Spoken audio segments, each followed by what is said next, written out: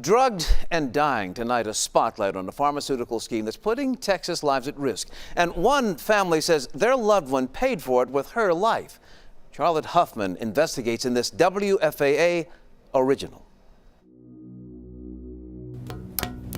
Jessie Stagner's downward spiral began like so many others her age. She fell and broke her hip, and that was the beginning of the end. Jerry Tyndall doesn't blame his mother-in-law's death on the fall. Instead, he blames the drug he says she was on when she fell. I'm very upset.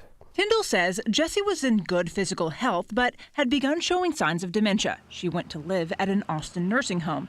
That's when Jerry says the doctor told him he began prescribing Jessie Risperdal. It's an antipsychotic, even though she didn't have a psychotic condition. It really immobilized her. She couldn't walk without someone holding her or in a wheelchair. Tyndall noticed the drug changed Jessie's mental state, too. The substance was gone. It's sad, really sad, because she was a special lady. What Tyndall didn't know was that the FDA never approved Risperdal to treat symptoms of dementia. In fact, the FDA had issued a black box warning linking the drug to an increased risk of death among elderly dementia patients. But still, doctors in nursing homes across Texas commonly prescribe the drug to dementia patients, like Jessie, to calm them down. There are significant risks that are associated with that. Head of Methodist Hospital Psychiatry, Dr. Daniel Pearson. Increased risk of cardiac death, increased risk of falling, breaking a hip. That's exactly what Tyndall says happened to Jessie.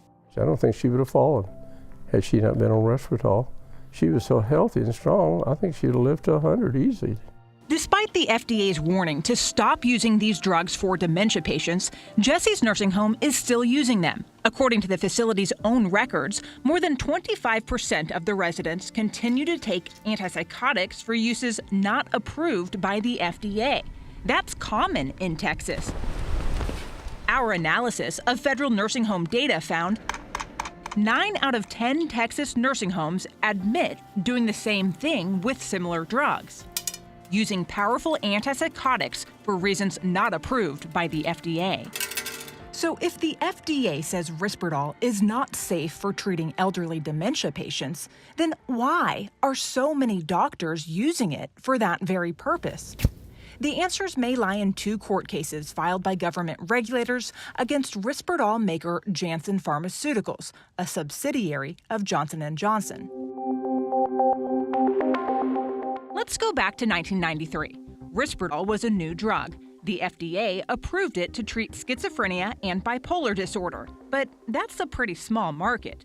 Dementia patients, however, make up a much larger population, about 50% of nursing homes. So in order to expand the market, federal and state attorneys argued that Johnson & Johnson developed a scheme to turn the drug into a blockbuster. They used Texas as the model state to do it. The goal? Get doctors to prescribe Risperdal over other drugs and for conditions, like dementia, that the FDA had not approved it for. That's known as off-label use. An off-label use of a drug is not illegal. Michael Elliott is a former assistant U.S. attorney who specialized in healthcare fraud. He says doctors commonly use drugs off-label. That's not the problem. What is inappropriate is for a drug company to market that drug for off-label uses. Johnson & Johnson did it anyway. First, they recruited influential doctors like Stephen Sean. He was the medical director for the Texas Department of Mental Health. State attorneys alleged that Johnson & Johnson made a series of illegal payments to Dr. Sean that effectively turned him into a salesman for Risperdal. Records obtained by News 8 show the company paid him thousands.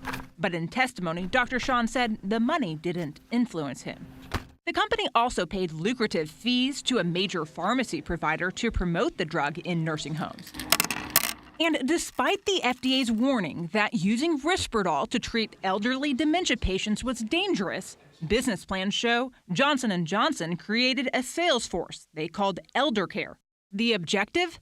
Target dementia patients.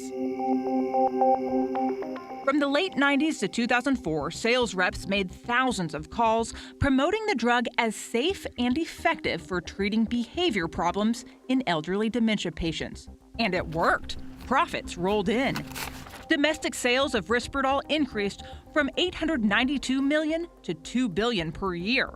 According to Johnson & Johnson's own market research, as much as 75% of the prescriptions for Risperdal were for off-label uses. But eventually, the company got caught. The Fed sued, and in 2013, Johnson & Johnson agreed to settle civil and criminal litigation. No doctor or Johnson & Johnson employee, though, was ever criminally charged. As part of the settlement, in a statement, the company tells News 8 it has robust compliance programs that have been continually strengthened. The programs reflect the company's commitment to ensuring integrity in the delivery of essential medicines to patients.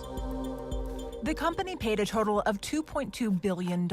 It was the largest healthcare fraud settlement of its kind in U.S. history. It's an astronomical sum of money, but when we're talking about the profit margins for Johnson & Johnson on that specific drug, you could really see it as just the cost of doing business. But the cost is much higher for families like Tyndall's. The massive settlement hasn't changed the way many doctors are still prescribing the drug. And for that, Tyndall says his family paid the ultimate price.